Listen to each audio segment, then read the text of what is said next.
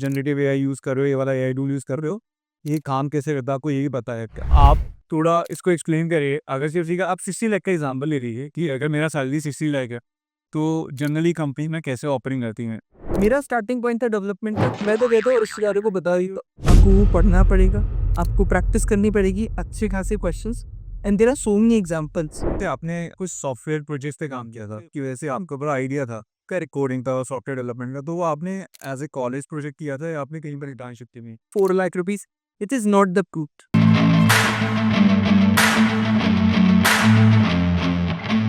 Hi Kushal, welcome to the podcast.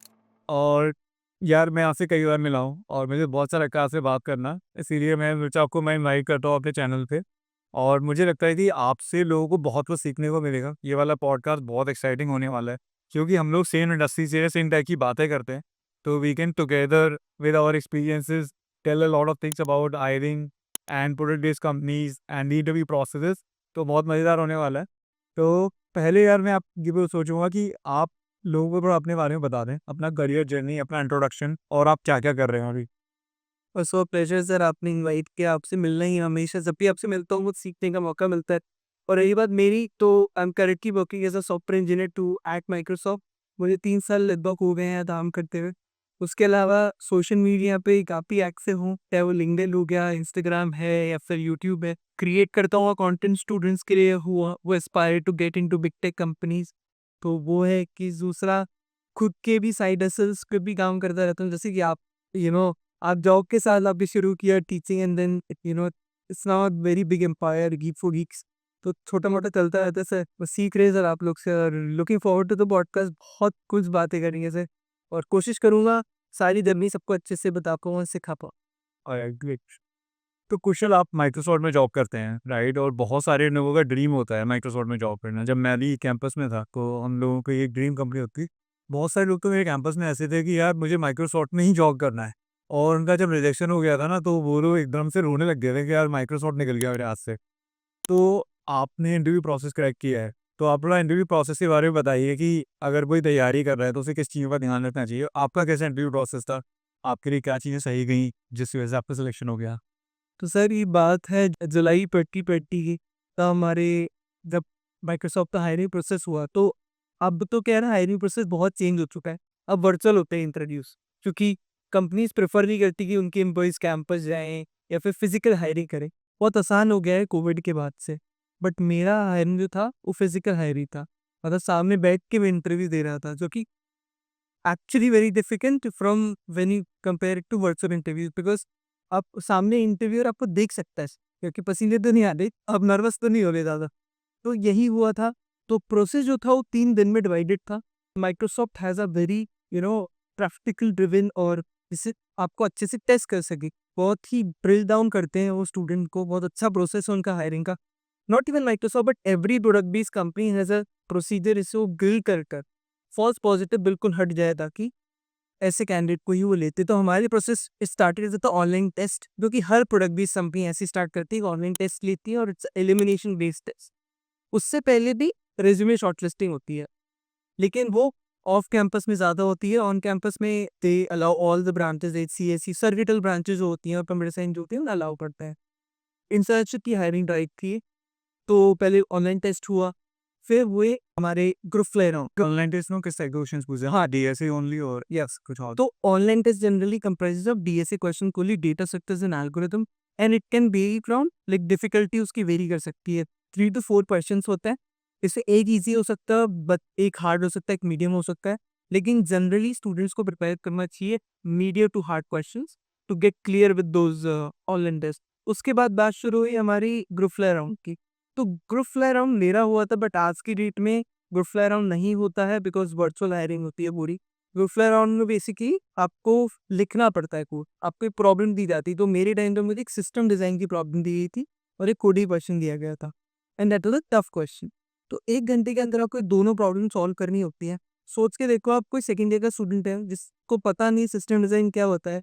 I am talking about the time in 2020। तब कुछ इतने resources भी नहीं थे मार्केट के अंदर, थी वरना हॉलीडे तो बात भी नहीं करता था सिर्फ एग्जैक्टली, ठीक है। तो हम जीएफजी पे ही पढ़ते थे, टू बी ऑनेस्ट। जो भी हमें लास्ट मिनट प्रेप करनी होती थी इंटरव्यूज के लिए और उसके लिए भी। तो सिस्टम डिज़ाइन राउंड था, जो भी मन आता था वो सब कर दिया because I have the development experience. Previously मैंने डेवलपमेंट काफ़ी चीज़ें करी हुई थी, सीपी भी करी थी, सॉफ्टवेयर प्रोग्रामिंग भी करी हुई थी, तो मेरी ये वो राउंड आराम से हो गया। फिर हुए हमारे इंटरव्यूज़, लोगों के 3 इंटरव्यू भी हुए, 4 भी हुए, मेरे पर्सनली 2 टेक्निकल इंटरव्यूज़ हुए थे और डिपेंडिंग अपॉन आपने कैसा परफ़ॉर्म किया, आपके 3 या 4 भी हुए थे कुछ स्टूडेंट्स के। और फिर हमारा एक एचआर राउंड हुआ था जिसमें भी टेक्निकल क्वेश्चंस ही पूछे गए थे और इन्हीं राउंड्स के बाद हमें ऑफर मिला था। अब रही बात टेक्निकल क्वेश्चंस की, उसके अंदर आपके सीएस फंडामेंटल्स आ जाते हैं, जैसे कि ऑपरेटिंग सिस्टम हो गया, डीबीएमएस हो गया, डेटाबेस मैनेजमेंट सिस्टम, के अलावा हमारा कंप्यूटर नेटवर्क्स हो गया। डीएसए के क्वेश्चन स्पेसिफिकली पूछे जाते हैं जिसमें दे ट्राई टू कवर थोड़े अच्छे टॉपिक्स जैसे ट्रीज हो गए या फिर ग्राफ्स हो गए, उससे बहुत प्रॉब्लम सॉल्विंग कैपेबिलिटीज पता चलती है स्टूडेंट्स की। मेरे से डेवलपमेंट स्पेसिफिक क्वेश्चन भी पूछे गए थे, लाइक स्केलेबिलिटी क्या होती है, हॉरिजॉन्टल स्केलेबिलिटी क्या होती है। Now being a second year student, आज के टाइम में अवेयरनेस हो गए, बट उस टाइम इतनी नहीं थी। तो but I was able to answer those questions partially because मेरा डेवलपमेंट का थोड़ा एक्सपीरियंस था। And finally after only 2 rounds of technical interview and a hiring manager round, I was able to crack an exam job. Probably I was the first one who was qualified for the offer, and after that आप like the internship happened। और ऐसा नहीं है sir किसी को internship मिल गई तो उसको फुल टाइम जॉब मिल जाना, ऐसा शॉर्ट प्रूफ नहीं होता है कभी भी। आप क्या काम कर रहे हो, आपकी क्या परफॉर्मेंस, इसमें आगे बात कर रहे होंगे पूरा क्या हुआ था इंटर्नशिप में। उसके बाद एग्जिट इंटरव्यूज हुए, डेमोज हुए, 3 डेमो हुए जो मैंने काम किया उसके, 2 एग्जिट इंटरव्यूज हुए जिसमें टेक्निकल थे जो मैंने काम किया और डीएसए के रिलेटेड, और उसके बाद मुझे full time offer roll out हुआ।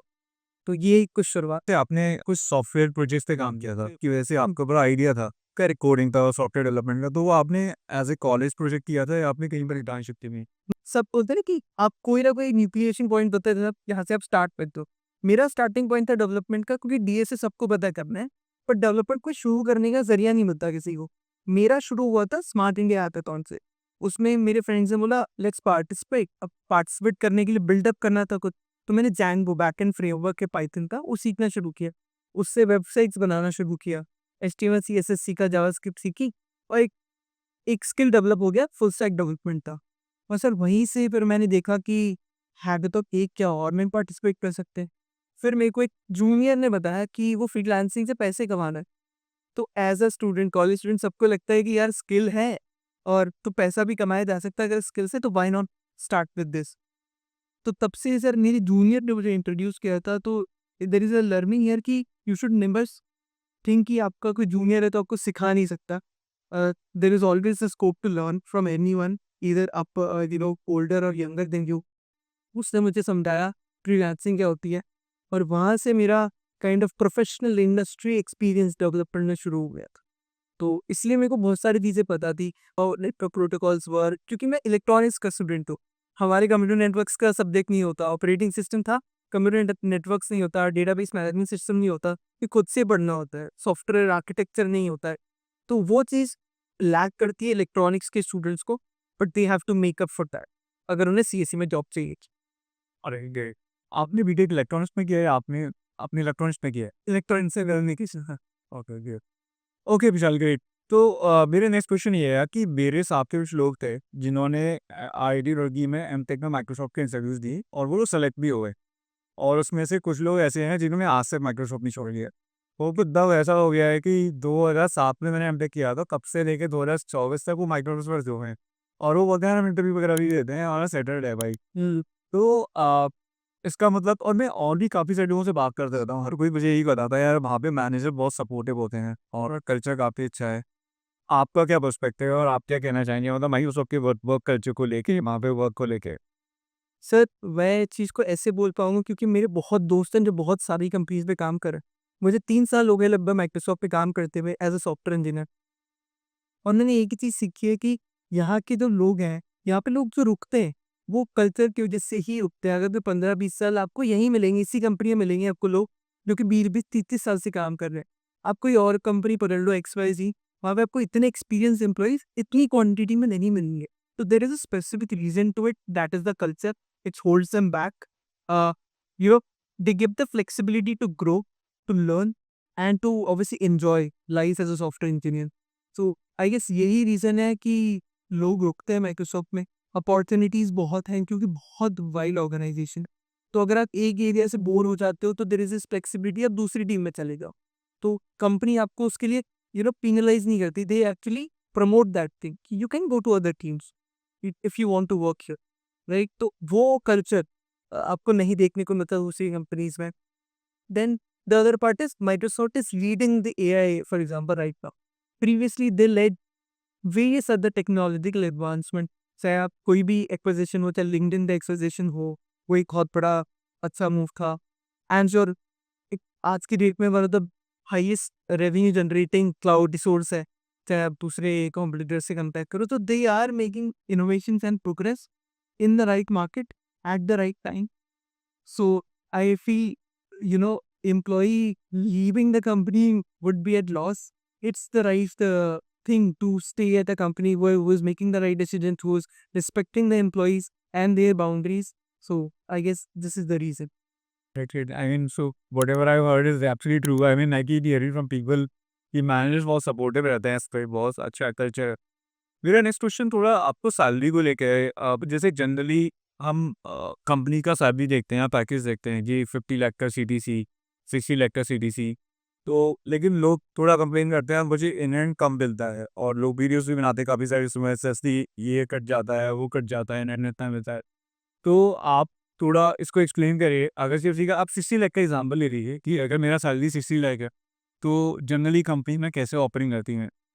सर मैं आपको थोड़ा सा करेक्ट करना चाहूँगा, वो 60 लाख सीटीसी आप रह गए बोलना। तो सीटीसी सर रहता है कॉस्ट टू कंपनी।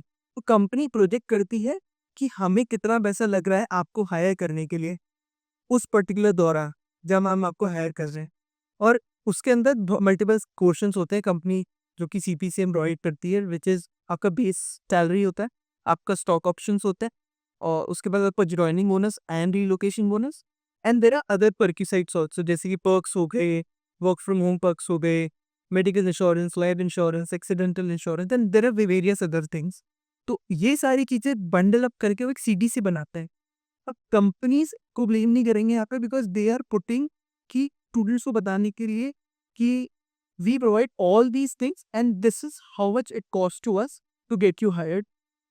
अब वही स्टूडेंट अगर 60 लैक्स को 4 से डिवाइड कर रहा है, बोल रहा है कि मुझे तो अच्छा खासा पैसा मिलेगा, घर से फिर हाँ सॉरी 12 से डिवाइड कर रहा है कि यार मुझे तो अच्छा खासा पैसा मिल जाएगा, 12 से अगर 48 सीटीसी मिली आप देखने में, तो उसको डिवाइड करोगे तो 4 lakh rupees, it is not the truth, right? और 5 लाख रुपीज अगर 60 सीटीसी की बात करूँ तो ऐसा नहीं होता है। उसके अंदर बहुत सारे पोर्शंस होते हैं, और टैक्स जो होता है वो की बेस सैलरी पे कटता है, और to base salary and stock options and other things, even your joining bonus. तो वो कंपोनेंट भी लोग इग्नोर कर देते हैं।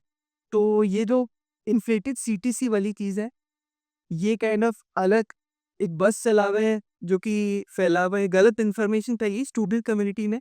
Companies put this thing just to get an edge over, और आप मैं बताऊँ ल्यूक्रेटिव बनाने के लिए अपना ऑफर। आज की डेट में फॉर एग्जाम्पल एक्स कंपनी है, वो बोल रही है 60 सीटीसी दूंगी, 60 लाख पे सीटीसी, बट 15 लाख बेस है मेरा। और एक कंपनी बोल रही है मेरा 50 लाख का सीटीसी है बट बेस 15 ही है। तो आप कहाँ जाओगे? आपको दिखेगा ना 60 लाख का सीटीसी है तो वहाँ जाना चाहिए मुझे। तो वो बेसिकली अपने आप को ल्यूक्रेटिव दिखाने के लिए ये वाली चीज़ करते हैं। And definitely there is a catch here कि स्टॉक ऑप्शंस उस कंपनी के डेफिनेटली ग्रो करेंगे। आज माइक्रोसॉफ्ट अगर मुझे वहाँ पे जब मैं हायर हुआ था मुझे एक्स अमाउंट के स्टॉक ऑप्शन दे रही है, तो 4 साल बाद वो एक्चुअली ग्रो हो रहे हैं। आप देखोगे अगर 2014 में अराउंड 130 का स्टॉक था, 450 हो गया डॉलर्स की बात हो रहा है। बहुत ज़्यादा। It's like humongous growth, right? So, in my point of view, there is no false information being provided to the students. It's the awareness that people are providing कि गलत है, बेस सैलरी में ही चीज़ें कैलकुलेट करते हैं। आज की date में म्यूचुअल फंड्स एंड स्टॉक्स सही है। इट्स राइट वे टू अगर आपको अगर 60 लाख का सीटीसी ऑफर करा है कंपनी ने, तो रिश्तेदारों में जाके ये डिवाइड बाई 12 करके हमें बताओ। वो बिल्कुल गलत, वो गलत आप कर रहे हो एक्चुअली, आपने समझा गलत। और मैं तो कहता हूँ रिश्तेदारों को बता रही हूँ कि मेरा तो इतने 5 लाख रुपए महीने का पैकेज हो गया है। तो ठीक है यार, ग्रेट। तो आपने चीज़ बोली थी कंपनीज इसको ल्यूक्रेटिव बनाते हैं। तो मैं जब पीजीओ में जॉब करता था, तो हमने I don't know how much to reverse, लेकिन लोग कंपनी में ऐसे बात करते थे कि मैंने इतना रिसर्च नहीं किया उस पे कि कंपनी आजकल जो फ्रेशर्स को सैलरी दे रही है, हम लोगों के पीछे बात चल रही थी, हम लोग को 1-2 साल हो गया है कंपनी में कि हमको तो इतना सैलरी हमारा बढ़ के भी हुआ है और डी शो कैंपस में जा रही है, वहाँ पे हमसे ज़्यादा सैलरी दे रही है। जो नए लोग जॉइन कर रहे हैं, उनकी भी सैलरी हमसे ज़्यादा होती थी कई बार। तो ये एक्चुअली होता है क्या रमना? तो सर ये चीज़ होती है मार्केट स्टैंडर्ड्स को स्टेबलाइज करनी है। फॉर अ कंपनी कोई भी employ is the business transaction, right? तो अगर कोई एम्प्लॉय 2014 में हायर हुआ है और एक एम्प्लॉय 2018 में हायर हुआ है, तो market situation has change, inflation has happened, the market standards has change, and to equate that, आपको जो सेम रोल के लिए 14 लाख आप बेस दे रहे थे, अब आपको 18 लाख देना पड़ेगा। बिकॉज वही है, टूथपेस्ट की रेट भी 50 से 60 हो गई ना 4 साल में। तो इन्फ्लेशन को कॉम्पनसेट करने के लिए, मार्केट स्टैंडर्ड्स को कॉम्पनसेट करने के लिए और अपनी कॉम्पिटिटर्स से भिड़ने के लिए। वो आप जब आईआईटी में जा रहे हो तो आपको सैलरी पैकेज अपना ज़्यादा लेना पड़ेगा। एग्जैक्टली। वो कई बार आपके एक्जिस्टिंग एक्सपीरियंस एम्प्लॉय से ज़्यादा हो जाता है उस सेक्टर। यस यस, बिल्कुल हो जाता। ये काफ़ी इंटरेस्टिंग था। मतलब मुझे याद है हम लोग को 1-2 साल हुआ था वहाँ पे, तो ये डिस्कशन लोग करते थे। आपको सुबह को इतना, मतलब मुझे तो जॉब छोड़ना था, अल्टीमेटली टीचिंग में जाना था। लेकिन I saw people discussing about it. So Prashant, मेरा नेक्स्ट क्वेश्चन यार, आपको देख के लोग आपसे भी पूछते रहते हैं। I know you are very popular on different channels and आपको ये सारा क्वेश्चन आता होगा, लेकिन फिर भी मैं अपनी ऑडियंस के लिए क्वेश्चन पूछना चाहूँगा आपसे कि जो लोग फ्रेशर्स हैं और वो अगर माइक्रोसॉफ्ट जैसी कंपनी में जाना चाहते हैं, इस टाइप की किसी भी प्रोडक्ट बेस्ड कंपनी में जाना चाहते हैं, तो वो क्या-क्या टॉपिक्स प्रिपेयर करने चाहिए? हम्म, तो सर आज की डेट में है ना, सारे बच्चों को, चाहे कोई भी प्रोडक्ट बेस्ड कंपनी हो, बीट माइक्रोसॉफ्ट, amazon, गूगल, उबर, कोई भी कंपनी है, सब एक ही जो उनका रामबाण है वो है DSA and projects. You have to have projects. लेकिन डीएसए तो ऐसी चीज़ है जो पूछेंगे ही पूछेंगे।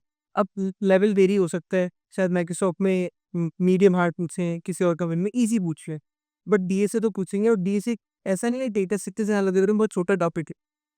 It's a vast topic which includes, अगर मैं डेटा स्ट्रक्चर्स की बात करूँ तो हमारे पास लिंक लिस्ट, स्टैक्स, क्यूज आ जाते हैं, स्ट्रिंग्स, एरेज आ जाते हैं, प्रिमिटिव डेटा टाइप्स जो हैं। उसके बाद हम एल्गोरिथम्स की बात करें तो डेटा सेक्टर में हीप्स भी आ जाते हैं हमारे।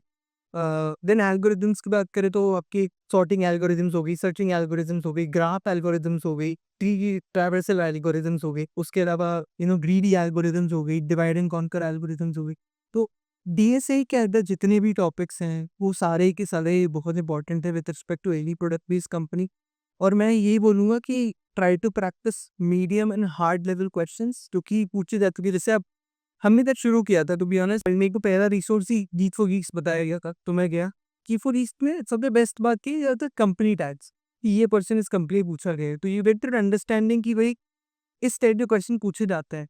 तो I used to practice like that only, कि आज मेरे को माइक्रोसॉफ्ट के रिलेटेड सारे क्वेश्चन डाल देने हैं, लिंक लिस्ट टॉपिक के। तो those filtration kind of help me to prepare accordingly. And if I remember correctly, I have solved like more than 550 questions on Geek for Geeks itself. I and my friend used to compete कि यार DSA के इस topic के इतने questions करेंगे। The quality definitely matters here. आप एक ही टॉपिक के सिमिलर फ्लो के क्वेश्चंस करते रहोगे, आप ग्रो नहीं करोगे। तो ultimate goal is problem solving skills check करने हो आपको, और प्रॉब्लम सॉल्विंग स्किल्स चेक करने के लिए डेटा स्ट्रक्चर्स एंड एल्गोरिथम की problems are very useful. It includes all the topics that I mentions, be it link list, stacks, queues, trees, graphs, algorithms में हमारे sorting, searching, bit manipulation, graph algorithms हो गई, traversal की, BFS, DFS, DP, dynamic programming is very important with respect to some companies.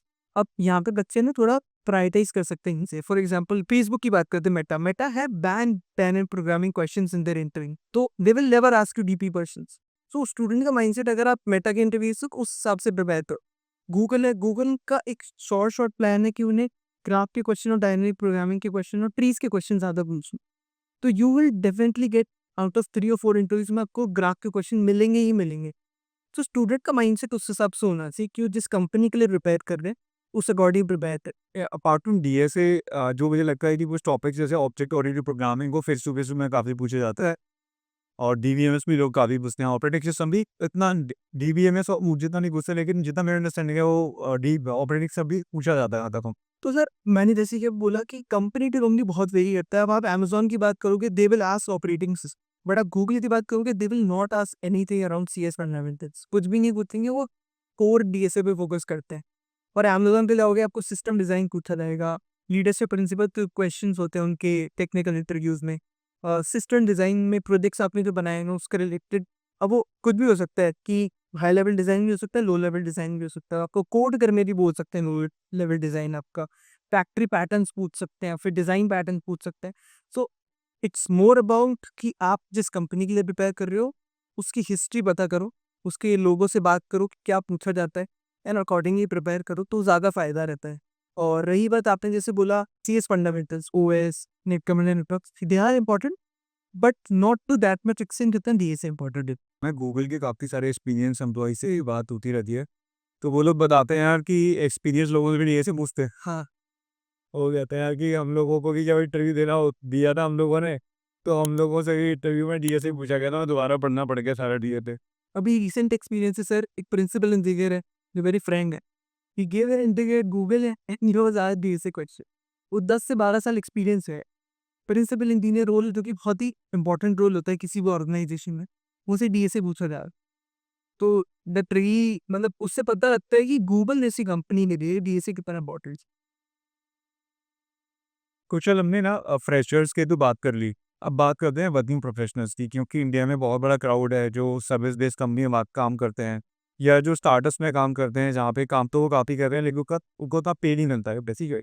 So many of them want to switch to a company which is product based and high paying company. उन लोगों को क्या-क्या करना चाहिए? मतलब उनको कौन से टॉपिक पढ़ने चाहिए और कैसे अप्लाई करना चाहिए? क्या-क्या प्रिपेयर करना चाहिए? सर बहुत ही अच्छा क्वेश्चन है क्योंकि आज की डेट में 15 लाख इंजीनियर्स पास आउट होते हैं हर साल, टॉप 1% भी ज़्यादा बोल रहा हूँ अपनी मनपसंद जॉब के लिए, ठीक है? तो बच्चे में जितने भी हैं वो दूसरी जॉब से जाते हैं, मोस्टली सर्विस बेस्ड कंपनीज़ में जाते हैं क्योंकि वो उनकी मास हायरिंग होती है। आप भी देखोगे डेलोइट 50,000 एम्प्लॉइज़ हायर कर रही है और टीसीएस 1 लाख लोग हायर कर रही है and there also they develop things, they build stuff but obviously वो इतना इंटेंस नहीं होता जितना प्रोडक्ट बेस्ड कंपनीज़ में होता है। अब अगर किसी टीसीएस के एम्प्लॉयी को, डेलोइट के एम्प्लॉयी को माइक्रोसॉफ्ट में आना है, गूगल में आना है, the first priority for them is problem solving skills क्योंकि डीए से पूछा रहेगा, आपको वो पढ़ना पड़ेगा, आपको प्रैक्टिस करनी पड़ेगी अच्छे खासे questions and there are so many examples. मेरे काफ़ी फ्रेंड्स हैं जो कि इन्फोसिस से आ रहे हैं और all they do are coding पढ़ते थे, डीएसए करते थे और they were able to clear the interview. चलो आप अपने एंड पे डीएसए कर लोगे, आपके प्रोजेक्ट्स रेडी हैं, but now comes the point कि अपॉर्चुनिटी मिलेगी कैसे? आप कॉलेज में तो हो नहीं, अब आपको ऑफ कैंपस अपॉर्चुनिटी क्रैक करनी पड़ेगी। देयर आर मल्टीपल प्लेटफॉर्म जहाँ पे आप रीच आउट कर सकते हो।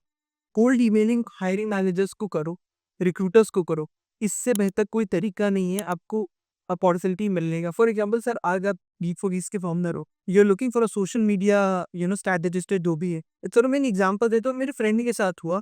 उस लड़के ने, वो कॉलेज के स्टूडेंट था, उसको इंटर्नशिप चाहिए थी, उसने दुकानदार बोल जो जोमेटो के फाउंडर है, उन्हें मेल लिखा, कोल्ड ईमेल, एंड आप बिलीव नहीं करोगे 12 दिन के अंदर से रिप्लाई आया and he got an internship.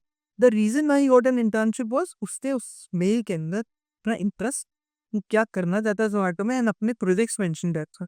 वो भी डेवलपमेंट इंटर्नशिप उसे जोमेटो में मिली और फिर फुल टाइम ऑफर भी मिल गया उससे वहीं पर। तो लोग समझ नहीं पाते how powerful cold emails are. एक अननोन इंसान आपको मेल कर रहा है, अपनी स्किल शोकेस कर रहा है और आपको वैल्यू प्रोवाइड करने की कोशिश कर रहा है, तो आप डेफिनेटली उसको तवज्जो दोगे, इंपॉर्टेंस दोगे। तो लिंक्डइन एक ऐसा प्लेटफॉर्म है जहाँ पे सारे स्टूडेंट्स को अपनी प्रोफाइल एक एनहांस करनी चाहिए, बढ़ानी चाहिए एंड रीच आउट करना चाहिए पोटेंशियल रिक्रूटर्स को एंड हायरिंग मैनेजर्स को। लिंक्डइन का सर्च बहुत पावरफुल है। आप वहाँ जाओ, वहाँ लोगों को सर्च करो, फिल्टर्स लगा के उनको रीच आउट करो and definitely there is a high scope आपको अपॉर्चुनिटी मिलेगी। तो अगर आप एक्सपीरियंस कैंडिडेट हो और आप ऐसे टॉप कंपनी में जाना चाहते हो, तो सबसे इम्पोर्टेंट तो है कि आप प्रॉब्लम सॉल्विंग और डीएसए कर लो। दूसरा है कोल्ड ईमेलिंग, प्लस तीसरा है आप में हायरिंग मैनेजर्स को के साथ टच में रहो। यस, लिंक्डइन पे अच्छा अपडेटेड प्रोफाइल रखो और इन लिंक्डइन पे क्या मैं बोलूँगा, सारी जॉब पोर्टल्स पे respect। पे सारी जॉब तो डोंट जस्ट लिंक्डइन। लिंक्डइन हम बहुत ज़्यादा सुनते हैं तो अब वहाँ पे कंपटीशन भी बहुत ज़्यादा है। बहुत सारे प्लेटफॉर्म, इवन आई गेस ये फॉर ईच ये पे भी जॉब पोर्टल है और जॉबाथॉन पे भी कंपटीशन होता रहता है for freshers and for experience फी side. And for interns also. तो I guess it's more about, see sir यही भी एक बड़ी प्रॉब्लम है लोगों पे, अवेयरनेस है एंड वो अवेयरनेस मिसिंग है। अब जैसे 5 लोगों को पता है कि भाई लिंक्डइन पे दम है, लेकिन उसमें से सिर्फ 3 लोग को पता है जॉबाथॉन भी होगी। That is also missing. So awareness is also one of the reasons जिसकी वजह से लोग स्विच नहीं कर पाते। तो and I guess Jobathon happens everyone. every month, like, and we what we do is उसमें जो भी लोग उसमें अच्छा परफॉर्म करते हैं, हमारे पास जितनी भी कंपनी आते हैं हम उनके साथ शेयर करते हैं कि ये कंपनी हायरिंग चैलेंज कराया था और ये इन लोगों का ऐसा ऐसा स्कोर आया है, तो आप इनको प्रायोरिटी दे सकते हो। बट तो सर आपने वो वाला ब्रिज ही खत्म कर दिया कि भई आपको रीच आउट करने वाली मेहनत ही नहीं करनी है, डायरेक्टली टेस्ट दो एंड वो ब्रिज खत्म कर दिया आपने कि आप ब्रिज हो गए अब, you can get connected the company directly. and if the company asks, we share their pouring profiles and all those things, कि इसमें इनका ये स्कोर है, ये का बेसिकली ऐसे इतना स्कोर है और इतना कोडिंग करा है इन्होंने, तो वो भी उनको कहीं ना कहीं थोड़ा हेल्प करता होगा। या फिर एक और क्वेश्चन है मेरा कौशल, जैसे आजकल एक टाइम था जहाँ कंप्यूटर साइंस फंडामेंटल्स की बात करते थे, तो हम ये बोलते थे कि यार इंटरव्यू के लिए आपको DSA, operating system, DBMS and then probably computer networks and other subjects. आज की डेट में उस लिस्ट में एआई एमएल डेटा साइंस भी शायद थोड़ा ऐड हो गया है, क्योंकि मैं कुछ रिक्रूटर से बात कर रहा था, तो वो लोग बोलते थे कि हमें यहाँ क्लियरली मैनेजमेंट से बोला जाता है कि लोगों का AI ML data science knowledge भी चेक करो, मतलब कि को कितना फंडामेंटल्स आते हैं। पर्टिकुलरली ये क्वेश्चन कि आप जनरेटिव एआई यूज़ कर रहे हो, ये वाला एआई टूल यूज़ कर रहे हो, ये काम कैसे करता है आपको ये भी पता है क्या? तो आप जैसे आप भी इंटरव्यू लेते रहते होंगे, तो आपको लगता है कि ये चेंज हुआ है कि this are also becoming fundamental of this solutions? So where you mention interview, so I don't take interview for Microsoft, but मेरे चैनल पे यूट्यूब चैनल पे मैं पॉडकास्ट करता रहता हूँ, उन लोगों से उनके बारे में जानने को मिलता है, तो उनके इंटरव्यू एक्सपीरियंसेस मुझे काफ़ी पता लगता है। और इन जनरल बात करने से भी रिक्रूटर्स से, तो sir this wave is absolutely real, AI wave. That is the reason आज की इतनी बड़ी कंपनी जैसे वो एप्पल हो, माइक्रोसॉफ्ट हो, गूगल हो, एनवीडिया हो, amazon, एवरीवन इज इन्वेस्टिंग, सबसे बड़ा बेट उनका एआई है आज की डेट में। Everyone is fighting for getting the lead and why they want कि एम्प्लॉइज की ट्रेंड वो एआई के अंदर, क्योंकि एक्चुअली प्रोडक्टिविटी बहुत इंक्रीज हो रही है आज की डेट में। माइक्रोसॉफ्ट के अंदर हर एक एम्प्लॉय डेली बेसिस पे कोपायलट, माइक्रोसॉफ्ट कोपायलट यूज करता है एंड मैं पर्सनली डेली बेसिस पे इतना ज़्यादा यूज़ करता हूँ, उससे मेरी प्रोडक्टिविटी बढ़ गई है। अब एम्प्लॉई जो काम 2 घंटे में कर रहा था वो 1 घंटे में कर पा रहे हैं, आधे घंटे में कर पा रहे हैं, तो कंपनी को फ़ायदा हो रहा है बिकॉज़ उन्हें वो एक्स्ट्रा डेल्टा मिल रहा है 1.5 घंटे का, तो वो एम्प्लॉई से और काम करवा सकते हैं। This is how company is looking. Company ये नहीं कहती कि आप एआई एक्सपर्ट बन जाओ या डेटा साइंटिस्ट बन जाओ। आप AI what we call AI friendly बन जाओ। आपको आना चाहिए एआई को यूज़ कैसे करता है। तो that is what the company wants, that is the reason जो हमारी टीसीएस है, टीसीएस ने अपने सारे एम्प्लॉइज़ को एआई के कोर्सेज़ करवाए ताकि वो एआई फ्रेंडली हो सके। यही सबकी कोशिश है कि प्रोडक्टिविटी इंक्रीज़ हो। सबसे मेन रीज़न यही है कंपनीज़ का, चाहे वो यूज़र्स हो, चाहे वो एम्प्लॉइज़ हो, जो कि not directly involved into building AI models and stuff, उनकी प्रोडक्टिविटी इंक्रीज़ हो जाए। को-पायलट का जैसे आपने केस बताया, हम भी अपनी कंपनी में बात कर रहे थे अपनी सॉफ्टवेयर टीम से कि हमें को-पायलट को अपनी कंपनी में ऑनबोर्ड कर लेना चाहिए जिससे प्रोडक्टिविटी बढ़ जाए। तो as an entrepreneur I just want to know from your side कि आप क्या-क्या फीचर्स यूज़ करते हो और कैसे प्रोडक्टिविटी बढ़ती है को-पायलट से? एक आप चैटजीपीटी 4 हो अभी जो रिसेंटली रिलीज़ हुआ है, so there are multiple tiers to it. Enterprise अलग है, कंज्यूमर अलग है। हम इन जनरल चैटजीपीटी या फिर कोपायलट की बात करें, तो it provide you literally everything related to. आप कोई भी केस देते हो, for example I want to edit a video, I want to write a script for a video, I will just provide this context, it will write me the complete script. पूरा section wise divide कर देगा। उसके बाद वो ये भी बोलेगा कि फिर मैं उसको और एनहांस करने बोलूँगा, तो it's more like a buddy. AI will not take a job, but person using AI can take a job. और आप तभी सस्टेन कर सकते हो जब अच्छे से आप एआई का यूज़ करो। अब मैंने जैसे कि एक वीडियो बनाया रिसेंटली, मैंने बोला एआई को, चैटजीपीटी को कि या फिर कोपायलट को कि ये वीडियो बनाना है तेरे को, ये डेटा है थोड़ा बहुत, मेरे को पीपीटी बना के दे दो इसकी। मेरा काम खत्म हो गया पीपीटी का। Now I don't have to do those redundant operation work which can be easily solved by AI. For example जैसे एक रील बनाई थी, अभी मैं इंस्टाग्राम पे भी कंटेंट क्रिएट करता हूँ, तो मेरे पास एक एक्सेल शीट थी। तो वो डेटा मुझे एक इमेज फॉर्म में चाहिए था। मैंने कहा ये 2 कॉलम चाहिए होंगे out of all the columns and I want to be formatted like this and create a image output. मतलब ये सारा काम करने में as a human being time अभी, राइट? उससे क्यों में दिस, तो that's where that productivity factor comes And, what about the software developers? I'm the coder, right? And Copilot पे आई heard कि आपका पूरा कोड बेस होता है, आपसे क्वेरी कर सकते हो, आपको हर फंक्शन की फंक्शनैलिटी बता रहे हैं। इस टाइप के आपने कुछ डे टू डे यूसेज दे हाँ, मैम, Copilot पे? Definitely sir. ये तो अब मैं कॉन्वर्सेशन रिलेटेड यूसेज बताता, मैं वर्क रिलेटेड यूसेज बताता हूँ। तो जब आप कोड करते हो, तो आपको एरर्स आते हैं obviously. First of all, you can just directly copy paste the error in your GitHub Copilot, which is integrated in your IDE, integrated development environment जो आप डेवलपमेंट के लिए यूज करते हो, उसके अंदर इंटीग्रेटेड है वो। आप उसको एरर भेज दो, वो आपको सारी चीजें बता देगा, दिस इज द रीजन, ये आप रेजोल्यूशन कर सकते हो। तो डिबगिंग इजी होगी first of all. Then comes code suggestions. अब for example, me being a person who comes with a Java C plus plus background, मेरे को कोटलिन में नया कोड लिखना है, तो मैं क्या गया, मैं लिखने लगा। अब मेरे को जावा में पता है, तो वो थोड़ा सा मुझे लगता, तो it will started suggesting me things. तो वो चीज़ अब सोच के देखो ना, 10 लाइन का कोड है, आपने 3 लाइन लिखे हो, तो 10 लाइन का कोड सजेस्ट कर। अब मुझे नहीं पता how to write the dialogue fragment in Kotlin, but I know how to write it in Java. I can easily give that Java code to Copilot. It will give me the Kotlin code. So this is how you can learn and you can improve your productivity. So this is some of the instances जहाँ पे हमने use किया Copilot मैंने बहुत. Then there comes automation. Copilot can write test file for you if you provide the context. आप proper context दो, वो test लिख देगा आपके लिए, यूनिट टेस्ट लिख देगा। मतलब एक SDT की जो जॉब होती, software development engineer in test की, वो जॉब इतनी आसान बना दी, और 10 years down the line job खत्म कर देगा ये।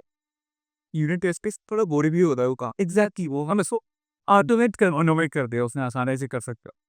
और like question, so my next question is, if you working in a software company, you think about your promotions, everybody thinks about the career growth. अब मैं अगर अपना बताऊं तो मेरे को यार, I was not a great software developer, और मुझे मतलब डी शो में प्रमोशन नहीं मिला था टाइम पे। मेरे साथ के लोग प्रमोट हो गए थे क्योंकि मैं उस जॉब को एंजॉय नहीं कर पाता। I wanted to be teacher, लेकिन I come from a middle class family, और मुझे पता वो था कि पैसे बहुत मिल रहे थे, तो मैं जॉब छोड़ नहीं पा रहा था।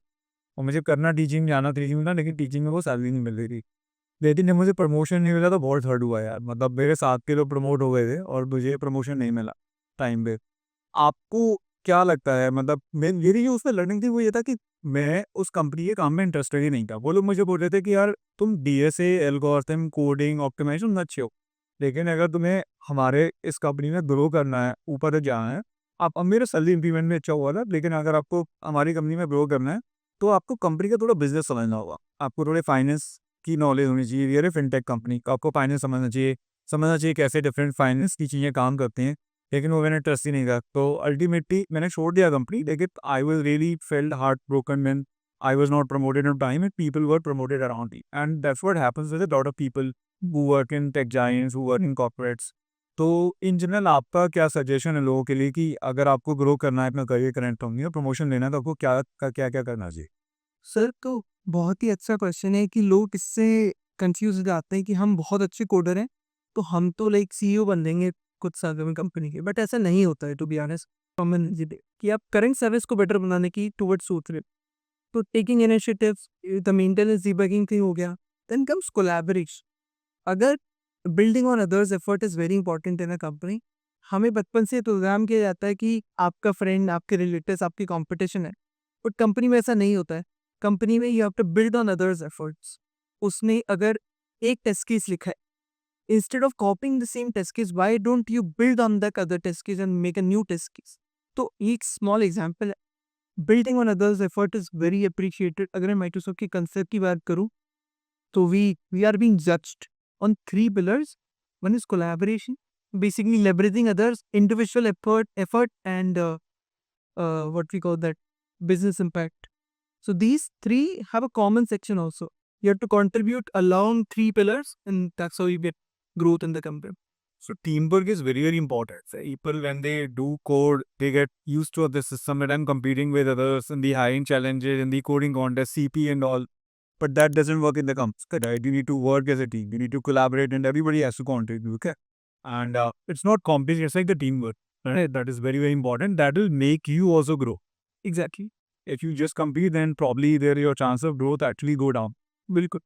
So that's a very valid point. I mean, those points are very well mentioned, and the other things also you mentioned, right? The way students code and the way actual development happens, there's a big gap. Big gap. And people learn when they go to the company and they realize कि that's how actually the software development is. मेरा next question ये है कि आजकल remote jobs का काफ़ी popularity है। हमारे यहाँ ऑफिस आते हैं लोग, तो हमें कई बार हायरिंग करने में भी थोड़ी दिक्कत आ जाती है कि लोग बोलते हैं यार मुझे तो रिमोट का दूसरी जगह से ऑफर आ रहा है। तो रिमोट जॉब को लोग काफ़ी पॉजिटिवली देखने लगे हैं। उस पर आपका क्या टेक है? मतलब एज ए फ्रेशर मेरे को रिमोट जॉब करना चाहिए या मुझे ऑफिस जॉब करना चाहिए? और अगर मैंने डिसाइड कर लिया मुझे तो रिमोट जॉब ही करना है, मे बी यार अगर फैमिली नहीं कि मेरे मॉम की तबीयत खराब है, मेरे पापा की तबीयत खराब है या मेरे घर में मेरी नीड है, तो मैं रिमोट जॉब के लिए क्या करूँ तैयारी करने के लिए? मेरे 2 क्वेश्चन हैं, मतलब मेरा प्रेफ़रेंस क्या होना चाहिए एज़ अ फ्रेशर? और दूसरा क्वेश्चन ये है कि अगर मैंने डिसाइड ही कर लिया है कि मुझे रिमोट में ही जाना है, तो मुझे क्या करना चाहिए? और सर ये बहुत ही वास्ट प्रश्न है, मैं एक-एक चीज़ डिटेल में बताता हूँ। तो और मैं क्यों बता पा रहा हूँ because I have worked as a remote engineer for a Munich based startup stack I think वो स्टार्टअप बहुत ग्रो कर रहा है इसकी रेट में। 10 से 12 महीने मैंने वहाँ काम किया था। तो I have this remote experience. अब रही बात रिमोट की तो सर रिमोट जनरली क्या होता था ना कि पहले भी रिमोट कल्चर पहले भी था। Company startups were there who provide remote work but जब से कोविड आया, हर कंपनी ने रिमोट कल्चर कर दिया। तो उन्होंने देखा कि हमारे को बहुत सेविंग्स हो रही है और एम्प्लॉइज़ की प्रोडक्टिविटी अच्छी ही है घर पे से काम करने पर भी। तो कंपनी से shifted from office culture to work from home culture completely after Covid. कुछ कंपनी ने बिल्कुल शिफ्ट कर दिया और एम्प्लॉइज़ को भी अच्छा लगने लगा बिकॉज़ फैमिली टाइम मिल रहा है, अपने उसके अपने प्रोज़ एंड कॉन्स हैं। अब एज़ अ रिमोट इंजीनियर आपको ये पॉप तो मिल जाती है कि आप घर से काम कर रहे हो, आपको फ्लेक्सिबिलिटी मिल जा रही है, लेकिन एज़ अ फ्रेशर आपको चूज़ करनी चाहिए, नहीं करनी चाहिए, बहुत सारे फैक्टर्स पे डिपेंड करती है। एक फ़ायदा होता है कि आप घर पे हो, फैमिली के साथ टाइम बिता रहे हो, आप बहुत कुछ सेव कर रहे हो, आपको रेंट नहीं देना पड़ता, क्योंकि अगर आप किसी जॉब में जा रहे हो इन ऑफिस तो कहीं और रिलोकेट होना पड़ेगा। वो सारे एक्सपेंसेस हट जाते हैं, ट्रैवल टाइम सेव हो रहा है आपका। ट्रैवल टाइम, कम्यूट आपका खत्म हो जाता है। तो ये हो गया, उसके बाद आप you have that flexibility to do other things also, मतलब आप फ्री रहते हो, you have your lunch time, आप कुछ और कर लो उस दौरान, तो यू कैन गेट इन्वॉल्व।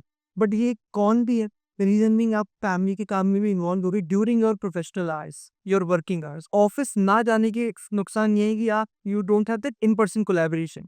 आज की डेट में सर मैं आपके साथ ये इन पर्सन कोलैबोरेट कर रहा हूँ, पॉडकास्ट कर रहा हूँ, बात कर रहा हूँ, उसका अलग एक अपना एक्सपीरियंस है और एक हम ऑनलाइन कर रहे हो तो उसका एक अलग एक्सपीरियंस है। तो लर्निंग जो है वो बहुत एनहांस हो जाती है जब इन पर्सन आप करते हो।